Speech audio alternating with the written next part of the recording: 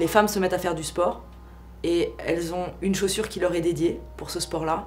Et ce modèle, il se trouve qu'il est parfait en termes de style, finalement. C'est-à-dire que la chaussure est pas trop grosse, la basket est montante. C'est des choses qu'elles connaissent finalement, ça ne bouleverse pas tout leur code. Il y a des journalistes, il y a des mannequins, qui se sont mises à porter cette chaussure-là comme un accessoire de mode, comme aujourd'hui on porte telle paire voilà, qu'on voit porter dans tel magazine. Et là ça a été exactement ça, c'est-à-dire que certaines se sont mises à oser la porter avec une tenue féminine, avec une robe, avec un petit short et un legging, et d'un coup avec des baskets on pouvait être sexy.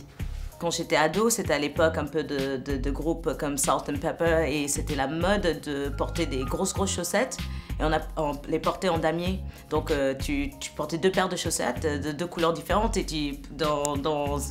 le rouge en bas sur l'autre pied, le rouge en haut sur l'autre pied, quoi, et tu les laçais, tu en mettais 2 paires de 2 couleurs. Enfin, c'était une prise de tête incroyable, mais géniale quand t'es petite. Et quand je suis arrivée en France, c'était pas du tout la mode, donc on se moquait de moi. Et quand je suis revenue de la France aux États-Unis et que la France était en mode fluo, aux États-Unis ils n'étaient pas du tout en mode fluo et c'était fluo et gros poids à l'époque quand j'étais ado. Je suis arrivée au States, je me suis fait insulter, j'habitais à Harlem, c'était pitoyable. J'ai essayé de jouer au double dutch avec mes copines que j'avais pas vues depuis un an. Elles m'ont regardé, elles ont fait non mais vas-y tu peux seulement tourner. Tu peux pas sauter habillée comme ça quoi. Je sais que pour des gens de ma génération aux États-Unis et surtout pour les filles, les freestyles, c'est carrément c'était assimilé à la musique que tu écoutais. Il n'y avait pas tout le côté fitness et ainsi de suite, même si ça débutait avec ça. C'était pas ça, c'était le style. C'est un gros coup de cœur. C'est un gros coup de cœur. Je suis assez fanat des imprimés animaux, léopards, zèbres, vaches. Et je suis tombée sur cette paire donc zébrée. Ça faisait peut-être entre 5 et 10 ans que j'avais pas eu de paire de freestyle dans mon placard, quoi. J'avais laissé ça pour mes années collège. Puis j'ai revu cette paire et je l'ai prise tout de suite. J'ai même dû me rapetisser un petit peu le pied pour rentrer dedans, puisque c'est une demi-pointure en dessous de la mienne, mais elles s'y sont faites finalement. Et voilà, coup de cœur. Et pourtant c'est des couleurs assez classiques, hein. J'ai tendance à prendre en général des baskets hyper flashy, hyper colorées. Celles-ci sont noires et blanches, mais l'imprimé hyper fun. Et puis bon voilà quoi, je retrouve la forme de la freestyle. Ça me fait un vrai retour dans mes années collège.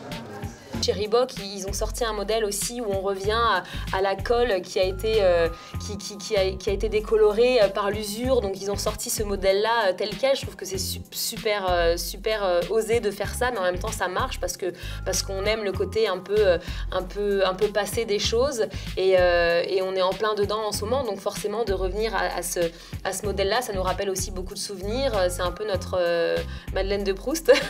C'est aussi devenu un espèce de signe de reconnaissance parce que j'habite dans une petite ville à Saint-Brieuc et quand je sortais et que j'avais mes freestyles, les gens me reconnaissaient à cause de mes chaussures et ils me le disaient. Ils me disaient « Ah, moi je t'ai reconnue parce que j'ai vu que tu avais ces chaussures-là et je t'ai vu les porter dans telle émission ou dans tel magazine. » C'est devenu vraiment une partie de moi et une partie de mon uniforme, on va dire. Et c'est assez rigolo de voir que ça parle aussi aux gens, en fait, ce modèle-là.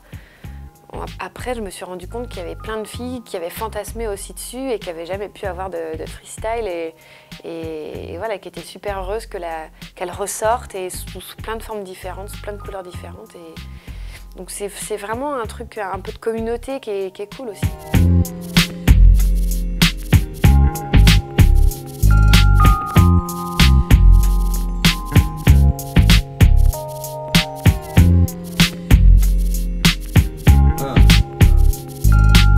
In my position, gotta stay on a mission. I'm an entrepreneur in this. I don't make no commission. The studio's where I'm sitting, posted up like prison.